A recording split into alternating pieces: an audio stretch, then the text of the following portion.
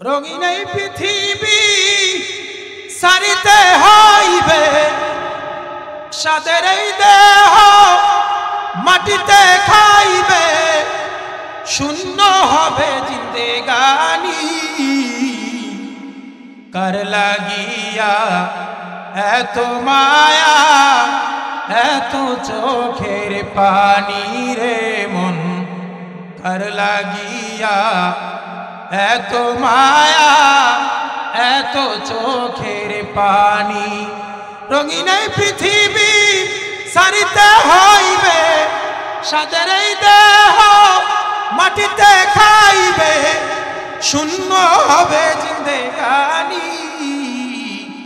কার লাগিয়া এত মায়া, এত চোখের পানি রে মন, কার লাগিয়া এত মায়া, এত চোখের পানি। রঙিন এক পৃথিবী, আজ হয়তো বা কাল, টুমরো এন্ড টুডে, একদিন না একদিন ছেড়ে যেতে হবে, এই কথা যেমন সত্য। দুনিয়ায় আমি আসি, একদিন থাকবো না, এই কথাও তেমন সত্য। একদিন হতে হতে আমি নাই, কেউ নাই, এমনকি দুনিয়াও থাকবে না। ওই দিন আল্লাহর আদালতে দাঁড় করাতে দাঁড় হতে হবে। দাঁড় হওয়ার সময় যদি আমার আমলনামার দিকে তাকায় দেখে, আমার আমলনামার মধ্যে ভালো কাজের অংশটা একটু বেশি দেখা যায়, ওই দিন মানুষগুলো কঠিন কঠিন ভাবে আফসোস করবে আর বলবে, আল্লাহ এত কম কাজ করার পর আমলনামায় এত বেশি নেক কেন লেখা হয়? আল্লাহ তখন কোন কথা না বলে ফেরেশতাদের মাধ্যমে তাদের সংবাদটা জানায় দেওয়া হবে, বান্দার কারণে ভোরের মধ্যে পৌঁছে দাও। বান্দা কি শুনে নাই? বান্দা কি জানে না? দুনিয়ার মধ্যে আমি আল্লাহ রাব্বুল আলামিন ঘোষণা করে দিয়েছিলাম, কোন বান্দা যদি আমার রাজি খুশির জন্য, আল্লাহ রাজি খুশির জন্য আল্লাহ রাসূলের সুন্নাত তরিকা অনুযায়ী একটা নেকের কাজ লেখা হয়, শেষ জামানার বান্দা হিসেবে, শেষ জামানার উম্মত হিসেবে আল্লাহ রাব্বুল আলামিন ঘোষণা করেছেন, একটার বদৌলতে কমপক্ষে 10টি নেকের কাজ বান্দার আমলনামার মধ্যে দেওয়া হবে। বান্দা কি শুনে নাই? দুনিয়ার মধ্যে আমি আল্লাহ রাব্বুল আলামিন সব কাজগুলো বান্দার আমলনামার মধ্যে ভালো কাজের মধ্যে লিপ্ত করে দিব, যদি আমি আল্লাহর হুকুমের মধ্যে থাকে, রাসূলের সুন্নাত তরিকা অনুযায়ী করে আমি আল্লাহ রাব্বুল আলামিন সব কাজগুলো ইবাদতের মধ্যে করে দিব। এজন্য আল্লাহ রাব্বুল আলামিন বলেন, নাহনু নাযালনা যিকরা ওয়া ইন্না লাহু লাহাফিযুন। আল্লাহ রাব্বুল আলামিন বলেন, নিশ্চয়ই কোরআন নাযিল করেছি আমি আল্লাহ, কোরআন হেফাজত করব আমি আল্লাহ। বলে কোরআন হেফাজত মানে কি? আল্লাহ আসমান থেকে জমিনে সে কোরআনগুলো হেফাজত করবে। এর অর্থ হলো দুইটা। এক নম্বর অর্থ হলো, দুনিয়ার মধ্যে যত মুনাফিক, যত বেঈমান, যত বেদীন, যত মুশরিকরা আল্লাহর কোরআনকে মুছে দিতে চায়, আল্লাহর কোরআনের আওয়াজ বন্ধ করে দিতে চায়, আল্লাহর কোরআনের বাণীগুলোকে মুছে দিতে চায়, আল্লাহ রাব্বুল আলামিন তত বান্দা দ্বারা কোরআনকে আরো বলন্ডিত, উদ্ধৃত করে রাখে। বলে কেমনে? দেখবেন, আপনি যদি তাকান মাদ্রাসার দিকে তাকায় দেখবেন, মাদ্রাসার মধ্যে ছাত্ররা এমন এমন ছাত্র আছে, এক পায়ে দাঁড়াইয়া পুরা 30 পারা কোরআন বলে দিতে পারবে। এমন এমন ছাত্র আছে কোরআনের তেলাওয়াত শুনলে চোখের পানি অঝর দ্বারা পড়তে থাকে। এমন এমন ছাত্র আছে কোরআনের তেলাওয়াত শুনলে মনে হয় যেন এই মাত্র আসমান থেকে নাজিল হতেছে। আল্লাহ রাব্বুল আলামিন ঠিক এইভাবেই কোরআনকে হেফাজত করবেন। বলে দুনিয়াতে বাচ্চাদেরকে বা দুনিয়ার তলবে আলেম হিসাবে যদি মাদ্রাসায় লেখাপড়া করে, একদল তো এরকম কয়ে বেড়ায়, একদল তো এমন স্লোগান দিয়ে বেড়ায়, দুনিয়াতে পড়লে কি হবে? মাদ্রাসার ছাত্ররা কিংবা মাদ্রাসায় যারা পড়ে, দুনিয়া সম্পর্কে তাদের কোনো অবগত নাই, দুনিয়া বিষয় তো তারা কিছুই জানতে পারে না। এই বোকার দলকে কয়েকটা পয়সায় নিয়ে আমি কথা বলেই শেষ করবো ইনশাআল্লাহ। এক নম্বর বিষয় হলো, দুনিয়াতে যারা পড়ে তা যারা কমপক্ষে ন্যূনতম হলেও তারা দুনিয়ার হিসাব যেমন বোঝে, আখিরাতের হিসাব তেমন বোঝে।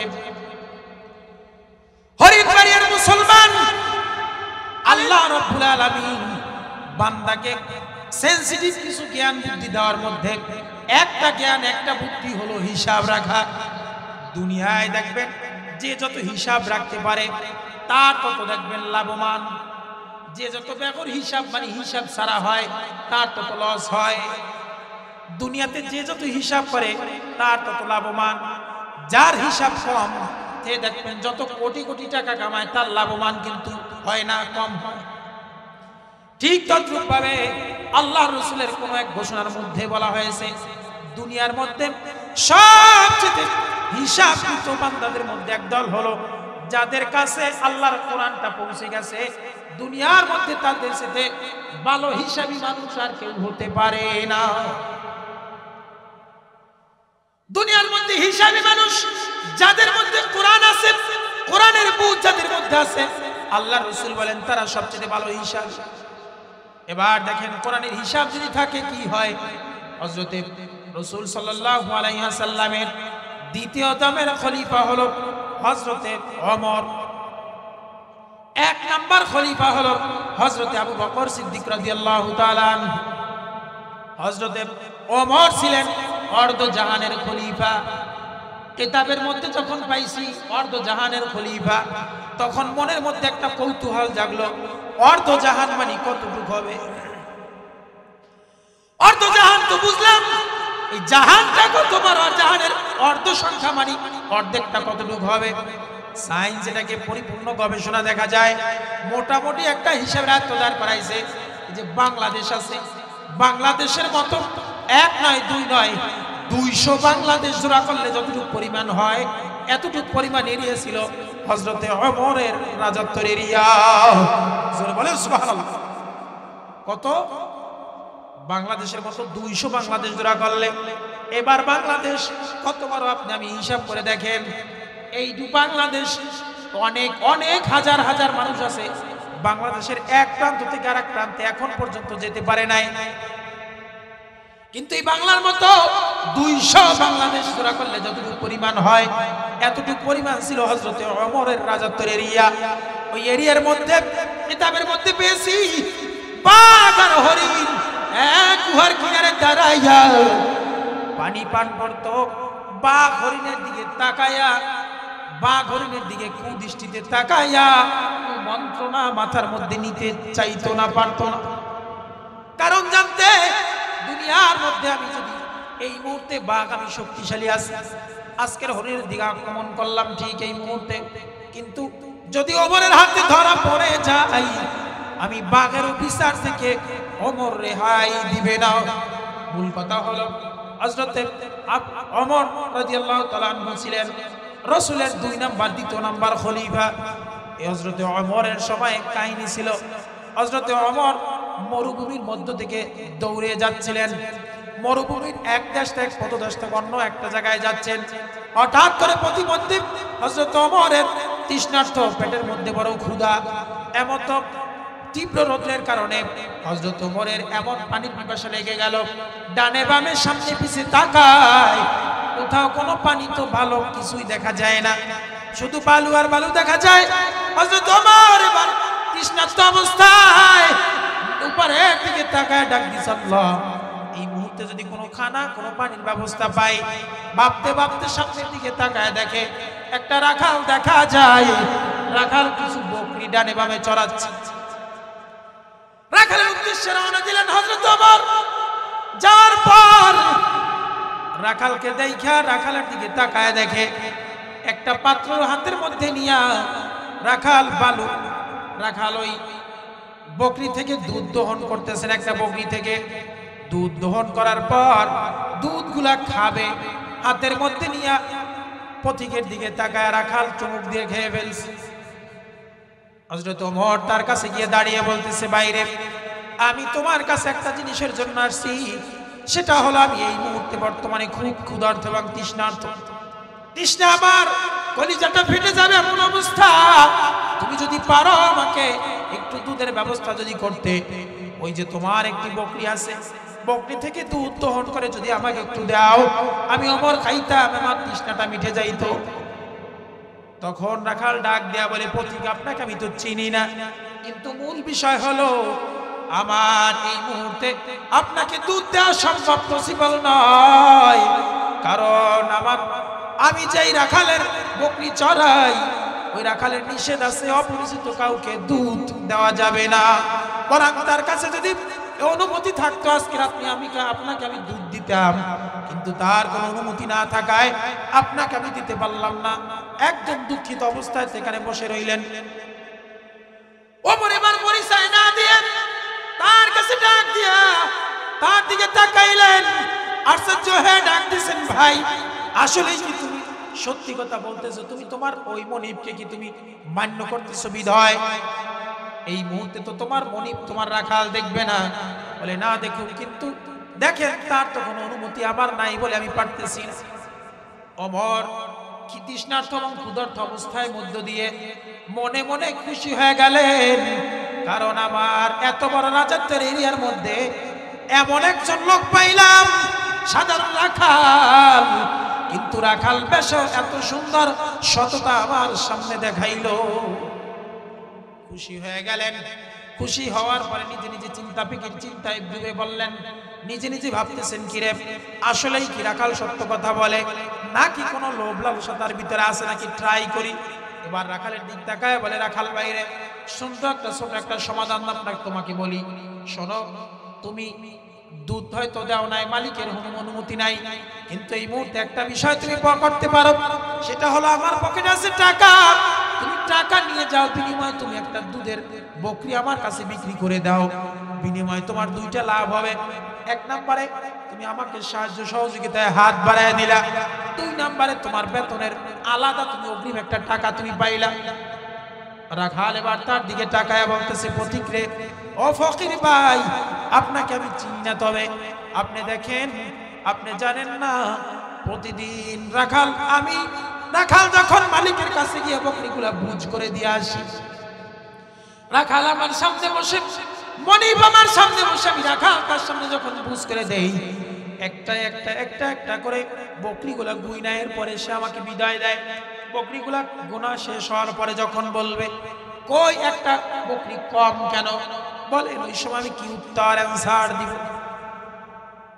ডাক দিয়া বলতেছে, রাখাল সুন্দর চমৎকার হিসাব, তুমি যদি ওই সময় বলো মনিব মালিক আমার দিকে তাকান, বড় একটা বাঘ আমাকে, হিংস্র বাঘ আমাকে আক্রমণ করছিল, আমার জীবন রক্ষার্থে আমি গোপন হয়ে গেছি, আমাকে না পেয়ে একটা বকরি ধরে বাঘ নিয়ে গেছে, বাঘটা নিয়ে ওই বকরিটাকে খেয়ে ফেলছে, আমি জানি না কি করেছে, পরবর্তীতে আমি দেখছি একটা বাঘে বকরিটাকে নিয়ে গেছে, এই জিনিসটা তুমি তার কাছে গিয়ে বলবা। এবার রাখাল মূল কথাটা বলার জন্য এতটা বড় একটা হাদিস আমি টানলাম। রাখাল এবার ডাক দিয়া মোটামুটি তার দিকে তাকায় একটা রাগান্বিত অবস্থায় ডাক দিয়া বলে, ভাই পথিক, আপনাকে আমি ভালো করে চিনি না, তবে আপনি কি জানেন না আমি রাখাল হিসাবে আমার মালিক, আমার মনিব আমাকে খুব স্নেহ যাজন, আমাকে খুব সম্মানের সহিত, আমাকে খুব সততা ভেবে সমস্ত বকরিগুলো আমাকে দিছে, তার কাছে আমি এই কথা বলবো, ঠিক আছে? কিয়ামতের কঠিন ময়দানে যেই দিন আল্লাহর কাছে হিসাব দিতে হবে, আজ আমি হিসাবে তার কাছে হয়তো বাঘের কথা বলে ছাড় পেয়ে গেলাম, কিন্তু কিয়ামতের কঠিন ময়দানে ওই বিচারের আদালতের সময় আমি আল্লাহর আদালতে যখন হিসাব দিব, ওই সময় যদি বলে, আল্লাহ যদি ডাক দেয়া বলে, রাখাল আয়, কই ওই দিনের ওই বকরিটা কোন বাঘে খাইছিল, আজ তুমি হিসাব দাও, বলুন তো ভাইরা, ভাই পথিক, আমি ওই দিন কি হিসাব দিব? আল্লাহর ওই হিসাবের ভয়, আল্লাহর ওই কঠিন আযাবের ভয়, আজকে আমি আপনাকে কোনোভাবেই কোনো সাহায্য সহযোগিতাই করতে পারলাম না। এই কথা যখন বললেন, হযরত ওমর এবার আশ্চর্য হয়ে ডাক দিছে, ভাই রে, দরকার নাই তোমার আর আমি খেতে, তোমার আর দুধ আমি নিতে চাই না, তোমার বকরি আমি আর ক্রয় করতে চাই না, আমার বুঝ হয়ে গেছে। আমার মূল বিষয় ছিল এই হাদিস দ্বারা কি বুঝলেন? আল্লাহর রাসূল বলেন, কোরআনের ছোঁয়া যদি থাকে, কোরআনের ছোঁয়া যদি কারো অন্তরের ভিতরে ঢুকে, আল্লাহ রাব্বুল আলামিন বলেছেন, কোরআন যার ভিতরে লাগবে আমি আল্লাহ রাব্বুল আলামিন তার দিলটাকে নূর বানায় দিব। রাসূল বলেন, কোরআনের ছোঁয়া যার ভিতরে লাগবে দুনিয়ায় যেমন হিসাবই হবে, আখিরাতে হিসাব তার মধ্যে আসবে, সে কোনোদিন কোনো ক্ষেত্রে আমানতের খেয়ানত করবে না, বরং সে কোনোদিনও দুর্নীতি রাহাজানি করবে না। আজকের যেই মুসলমান ভাইরা সমাজের মধ্যে এই কথা বলে বেড়ায়, মাদ্রাসায় পড়ে কি হবে, দুনিয়ার কোনো ফায়দা বা দুনিয়ার কোনো লাভ নাই। এক নাম্বার দুনিয়ার ফায়দা হলো দ্বীনি ইলম বা কোরআন যদি শিক্ষা করে, এক নম্বরে হলো দুনিয়ায় সব মানুষের সাথে হিসাব তার বেশি হবে। আর একটা ফজিলাতের কথা যদি বলি, দেখেন দুনিয়ার মধ্যে মানুষ এক একটা জিনিসের এক একটা ব্যবসার গাছ লাগায়। মনে করেন তালতলির মতো জায়গায় যদি কেউ একটা বিডি বা কেউ একটা দোকান রাখে, এখন থেকে 20 বছর আগে যিনি দোকান রাখছে অল্প হয়তো কিছু টাকা একটা দোকান রাখছে, এখন বর্তমানে দেখবেন লক্ষ লক্ষ কোটি কোটি কোটি কোটি টাকা ইনকাম করতেছে। এক পর্যায়ে এমন হবে ও দ্বারা ফ্যামিলি সংসার সব কিছু চলবে, কিন্তু 20 বছর আগে রাখছিল মাত্র সামান্য কয়েকটা টাকা দিয়ে। ঠিক দুনিয়ার মানুষ যেমন দুনিয়াতে কোনো না কোনো একটা গাছ লাগায় যায়, আল্লাহ রসুল বলেন তুমি মৃত্যুর পরে দুনিয়া থেকে বিদায় নিয়ে যখন চলে যাবা, দুনিয়াতে এমন একটা জিনিস এমন কিছু রেখে যাও যেটাকে মানুষ নেকের গাছ বলে পরিচয় পায়। নেকের গাছ যদি লাগায় যেতে পারো, আল্লাহ রসুল বলেন কমসে কম হলো কিয়ামত পর্যন্ত তোমার আমলনামার মধ্যে সব চলেই যেতে থাকবে। সুবহানাল্লাহ। আল্লাহ রসুল বলেন ইযা মাতাল ইনসান ইনকাতা আনহু আমালু ইল্লা মিন সালাসা ইল্লা মিন সাদাকাতিন জারিয়াতিন আও ইলমুন তাফাউ বিহি আও ওয়ালাদিন সালিহা ইয়াদউ লাহু। আল্লাহ রাসূল সাল্লাল্লাহু আলাইহি ওয়াসাল্লাম বলেন ইদা মাতাল ইনসানু, মানুষ মৃত্যুর পর ইনকাতা আনহু আমালু, তার সমস্ত আমলের দরজাগুলো বন্ধ হয়ে যায়। সব আমলের দরজাগুলো বন্ধ হয় ইল্লা মিন সালাসা, শুধুমাত্র 3টা আমল বা 3টে দরজা ব্যতীত। সাদাকাতিন জারিয়া, এক নম্বরে হলো সদকায়ে যদি জারিয়া করে যায়। এক নম্বরে কি করে যায় কথা করেন আপনারা? সদকায়ে জারিয়া বলেন কি? সদকায়ে জারিয়া, সদকায়ে জারিয়া হলো আল্লাহর নামে সদকা করা, আল্লাহর নামে দান করা, আল্লাহর রাজি খুশির জন্য দান করা। কেউ যদি মানুষ দেখানো দান করে ওটা কবুল গ্রহণযোগ্য নয়। কেউ যদি মানুষের তাড়নায় পড়ে দান করে ওটাও গ্রহণযোগ্য নয়। কেউ যদি দুনিয়ার কোনো লাভে দান করে ওটাও গ্রহণযোগ্য নয়। কেউ যদি মানুষকে বড় মনে করবে, মানুষ তাকে দানবীর দানশীল বলবে, এজন্য দান করে, এটাও গ্রহণযোগ্য নয়। বলে একমাত্র আল্লাহর রাজি খুশির জন্য যদি দান করে। 2 নম্বরে সাদাকাতুন জারিয়া ওয়া ইলমুন তাফাউন বিহি। 2 নম্বরে হলো এমন ইলম যেই ইলমের দ্বারা মানুষ সমাজ উপকৃত হয়, এমন ইলম যেই ইলমের দ্বারা দুনিয়ার মানুষ উপকৃত হয়। আপনি এমন একটা জিনিস এমনকে শিখায় গেলেন, সে আবার দুনিয়ার মানুষকে সমাজের মানুষকে শিখায়, তার দ্বারা সমাজের মানুষ উপকৃত হচ্ছে। এমন ইলম যদি কেউ শিখায় যায়, আল্লাহ রাসূল বলেন কিয়ামতের ময়দানে, কিয়ামত হওয়ার আগ পর্যন্ত বান্দার আমলনামার মধ্যে এর সবের অংশগুলো বুঝতেই থাকবে। 3 নম্বরে আও ইলমুন তাফাউন বিহি আও ওয়ালাদিন সালিহা। 3 নম্বরে হলো নেককার সন্তান যদি দুনিয়ার মধ্যে রেখে যেতে পারে। নেককার সন্তান যেটা বলছিলাম আমি, নেকের গাছ যদি লাগায় যেতে পারে, বলে কেমন ভাবে লাগায়া যাবে? নেকের গাছ কিভাবে লাগাবে তা দুনিয়াতে হাজার হাজার প্রমাণ আছে। তার মধ্যে একটা দৃষ্টান্ত আপনাদের সামনে যদি আমি তুলে ধরতে পারি বা তুলে ধরতে চাই, বিষয়টা হলো এমন, এক লোকের মাত্র বাচ্চা কাচ্চা হয় না, দীর্ঘ বছর পর এক ছেলে সন্তান হয়েছে। ছেলে সন্তান হওয়ার পরে নিজে মানত করে ফেলেছে, নিজে নিয়াত করে ফেলেছে, আল্লাহ আমার যদি ছেলে সন্তান হয়, আমি আল্লাহর ঘর রসুলের ঘর মাদ্রাসায় দিব, আল্লাহর কোরআন আমি শিখাবো, রসুলের হাদিসকে আমি শিখাবো। আমি দুনিয়ার কোনো আশা ভরসা চাই না। আমি চাই আমার ছেলে কোরআনের হাফেজ হোক। আমি চাই আমার ছেলে দুনিয়ার কোনো ইলম ছাড়া আখিরাতের কামিয়াবির জন্য যা কিছু দরকার তা শিখবে। এটা আল্লাহর কাছে নিয়াত করলেন, আল্লাহর হুকুম, ছেলে সন্তান হলেন, বড় হয়ে গেলেন। বড় হয়ে যাওয়ার পর চিন্তা ফিকির অনুসারে ঠিক মাদ্রাসায় ভর্তি করাবার জন্য নিয়ে গেলেন। ছোট মানুষ, হাত ধরে নিয়ে গেলেন, ওস্তাদের কাছে গিয়া বলছে, হুজুর আমি খুব গরিব মানুষ, আবার সন্তান খুব আদর হাউস করে অনেক বছর পরে আমার সন্তান হয়েছে, আমি চাই আমার সন্তান আমি কোরআনে হাফেজ করে দেই।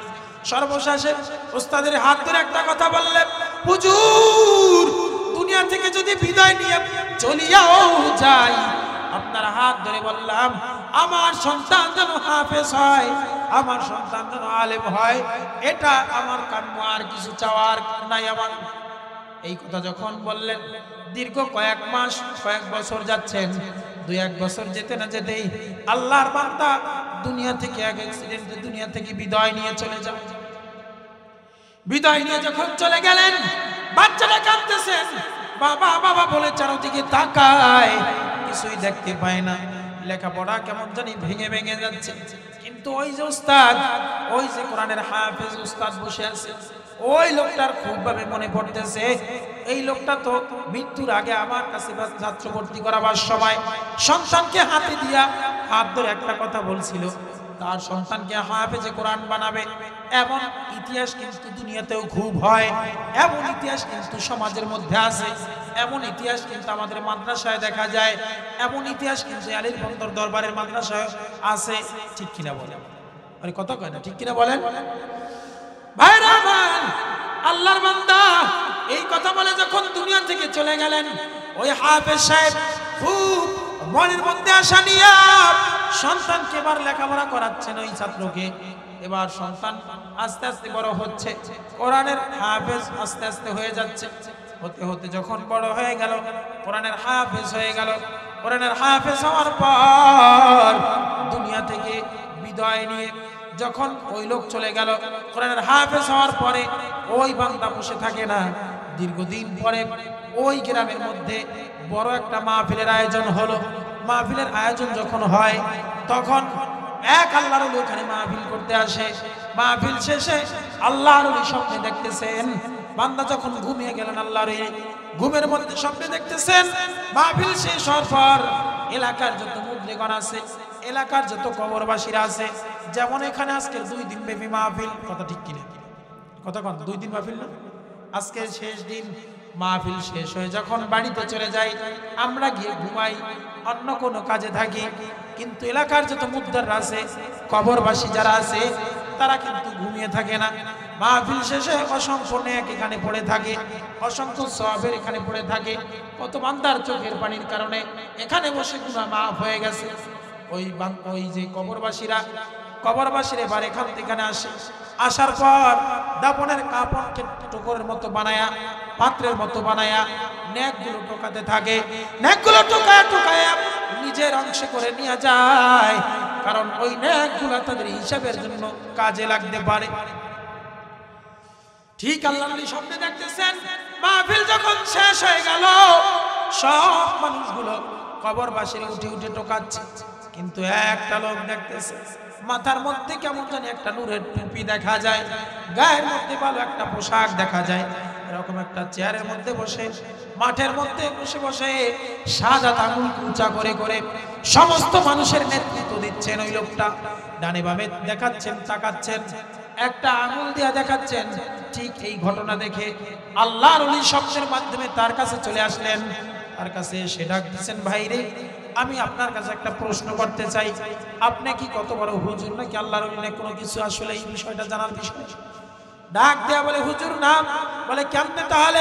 সমস্ত মানুষ নেক টোকায়, সমস্ত মুদ্রিগণ যেই পথের পথিক, আপনিও তো ওই পথের পথিক, সবাই এত সুন্দর করে নেক টোকায় নিচ্ছে, আপনার কি কোনো নেকের প্রয়োজন হয় না?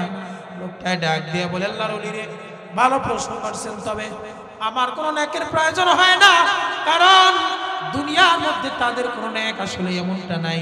কিন্তু আমি আল্লাহর বান্দা, আর কিছু না করতে পারলে একটা নেকের গাছ আমি দুনিয়ার মধ্যে লাগায় আসছি। জোরে বলেন সুবহানাল্লাহ।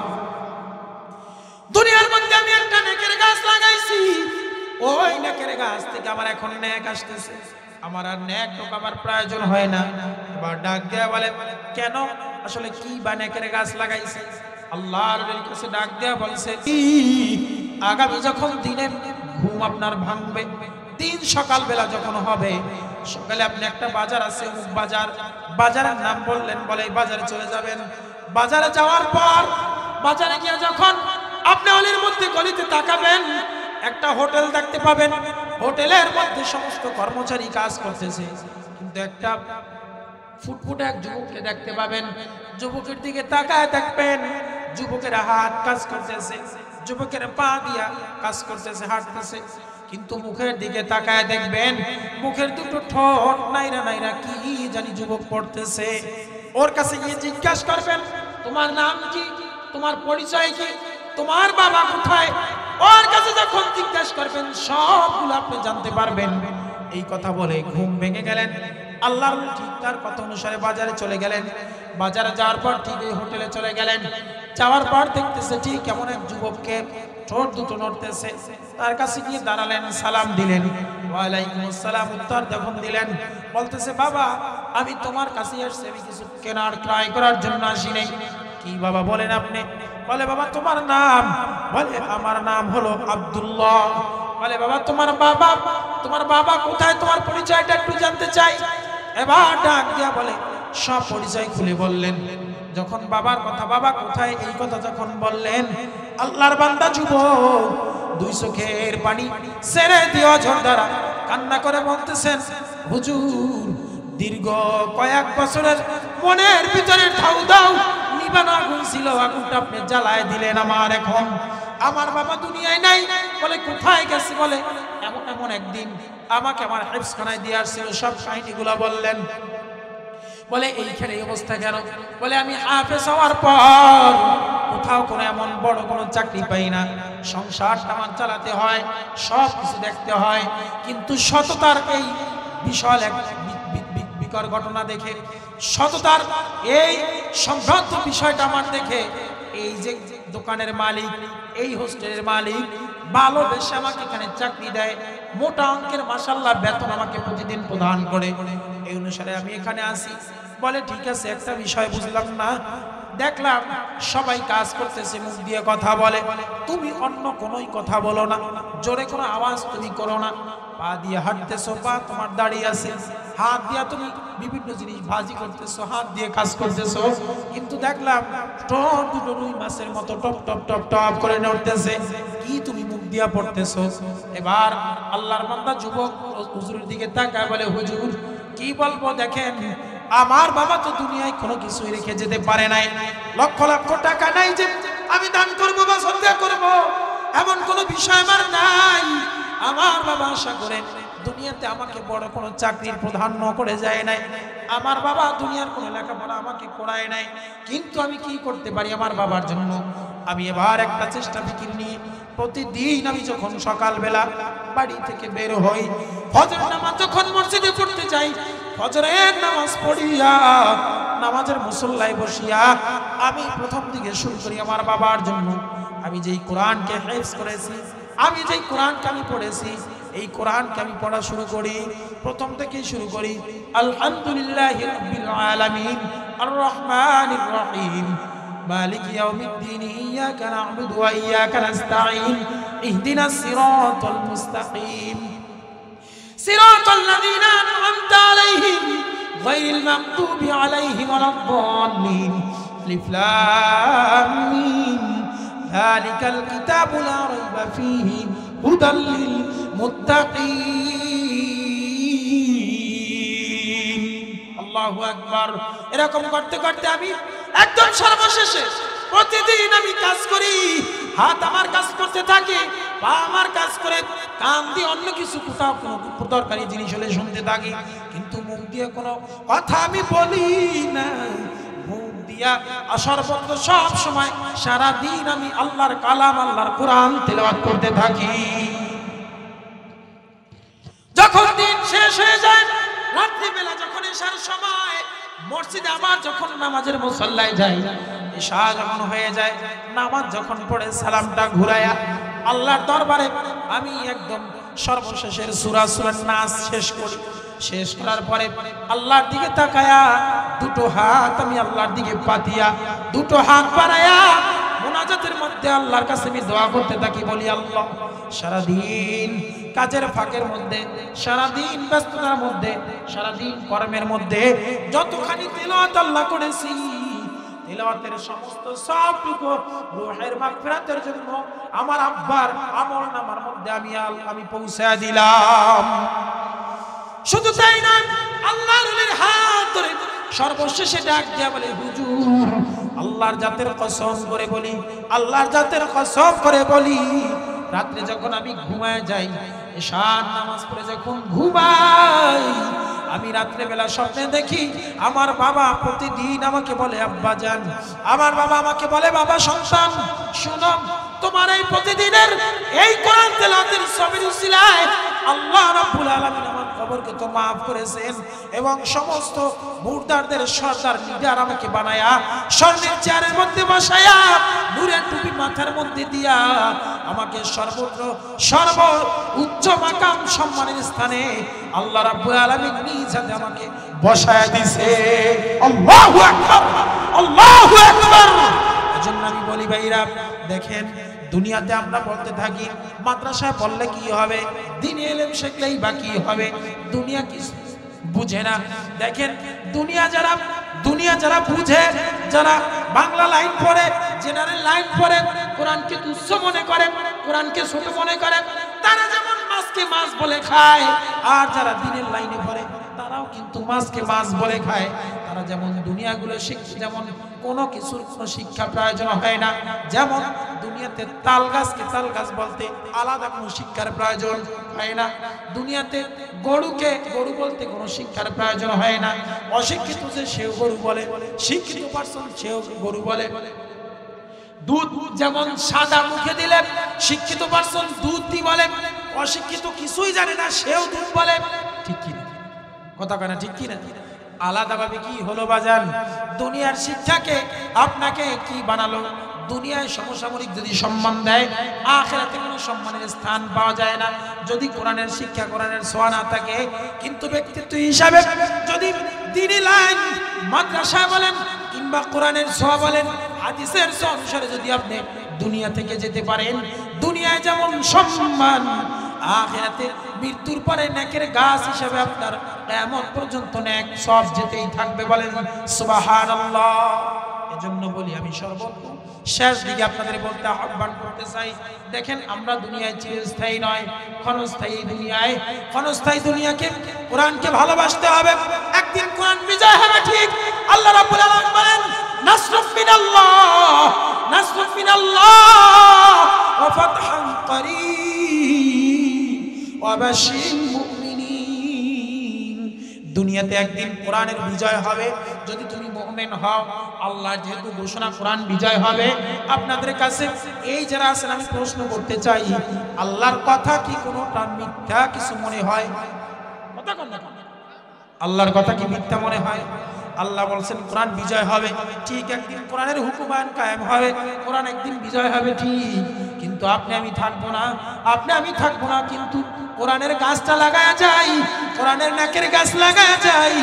দুনিয়া থেকে যাওয়ার পর, দুনিয়া যখন কোরআনের বিজয় হবে, কবরে বসে অন্তত আপনার আত্মা শান্তি পাবে। আর কিছু না হোক, কোরআনের জন্য আমি চেষ্টা করেছি। আমার কোরআনের জন্য কি চেষ্টা? বলে আমার সন্তানকে আমি কোরআনের খাদেম বানায় গেছি, আমার নাতিকে আমি কোরআনের হাফেজ বানায় গেছি, আমার আত্মীয়স্বজন আমি কোরআনের জন্য দান করে দিয়েছি। কি হইতে পারে না বলেন? কিয়ামতের ময়দান যখন হবে, অন্তত পক্ষে আর কিছু না হোক দাঁড়ায় বলতে পারবেন, আল্লাহ আর কিছু পারি নাই, দুনিয়ার সব কিছু লোভ লালসা ত্যাগ কইরা একটা জিনিস করছি, সেটা হলো আমি কোরআনের জন্য আমার কোনো না কোনো কাউকে আমি দ্বীনি ইলম শিখায় গেছি। আল্লাহ আমাদের কবুল করুন, জোরে বলুন আমিন। আজকের যারা আমরা এখানে আসি, আজকের যে আমরা এখানে আসি, সবাই আমরা কোরআনকে ভালোবাসি তো? কথা কয় না, কোরআনকে ভালোবাসি তো আমরা? কোরআনকে যদি ভালোবাসি, এতটুকু আদা করতে পারি, মৃত্যু পর্যন্ত কোরআনকে ভালোবাসবো, মৃত্যু পর্যন্ত কোরআনকে কাছে রাখবো, মৃত্যু পর্যন্ত কোরআনকে আগলিয়ে ধরবো, কোরআনের বিপরীতমুখী কোনো কথা বলবো না, কোরআনের বিপরীতমুখী কোনো কাজ করবো না, কোরআনের বাহিরে আমার কোনো জীবনের নৈতিকতার কোনো বিষয় যেতে পারে না। আল্লাহ আমাদের কবুল ও মঞ্জুর করুক, জোরে বলুন আল্লাহুম্মা আমিন। আর একটু মহব্বতে বলুন আল্লাহুম্মা আমিন। কি আপনারা কি বেজার হয়েছেন নাকি? বেজার হয়েছেন নাকি? কোরআনকে ভালোবাসতে হবে, কারণ এই দুনিয়ায় একদিন না একদিন কোরআনের হুকুম কায়েম হবেই, অনিচ্ছা ইনশাআল্লাহ ওই দিন আমি আফসোস করব আল্লাহ, ওই দিন আফসোস করব আল্লাহ আমি কি করলাম কোরআনের জন্য, এত খেদমত কিন্তু আমার দ্বারা কিছু হলো না। এজন্য আমি বলবো আজকে দেখেন এই কিছুক্ষণ পরে আজকের দিনে এই স্টেজে এক নয় দুই নয় 5 জন কোরআনের হাফেজকে পাগড়ি প্রদান করা হবে। বলেন আলহামদুলিল্লাহ। এই কথা কোন আলহামদুলিল্লাহ বলেন। আপনারা খুশি না বেজার? বলেন খুশি না বেজার? খুশি। আল্লাহ এই 5 জনকে কোরআনের হাফেজদের পাগড়ি প্রদান করবে। এখানে যদি আপনার বাচ্চাটা থাকতো, এখানে যদি আপনার নাতিটা থাকতো, এখানে যদি আপনার আত্মীয় স্বজন কেউ থাকতো, কত সৌভাগ্যবান। কিয়ামতের ময়দানে ঠিক এমন সম্মান করবে। ঠিক তদ্রুপ ভাবে আজকের এই মাদ্রাসা দিন দিন ডেভেলপ হচ্ছে, এই মাদ্রাসায় দিন দিন কোরআনের কারিগর শিখা যাচ্ছে, দিন দিন কোরআন বাস্তবায়নের জন্য যা প্রয়োজন বা যা যা লাগে সব কিছু হচ্ছে। এখানে আপনার আত্মীয় স্বজন, আপনার বাচ্চা, আপনার নাতি নাতকুর ছেলে সন্তান যা আছে সাধ্য অনুসারে দেওয়ার চেষ্টা করবে ইনশাআল্লাহ। আল্লাহ আমাদের কবুল ও মঞ্জুর করুক, কথাগুলো বোঝার তৌফিক দান করুক। সকলে জোরে সোরে বলুন আল্লাহুম্মা আমিন। একটু মহব্বতে বলুন আল্লাহুম্মা আমিন। ওয়া আখির দাওয়ানা আলহামদুলিল্লাহি রাব্বিল আলামিন। আসসালামু আলাইকুম ওয়া রাহমাতুল্লাহি ওয়া বারাকাতুহু। আবার যদি কোনোদিন দেখা হয় বাকি কথা হবে। এ পর্যন্ত আপনারা ভালো থাকুন, দোয়া করবেন। আমি আপনাদের জন্য দোয়া করি। আসসালামু আলাইকুম ওয়া রাহমাতুল্লাহ।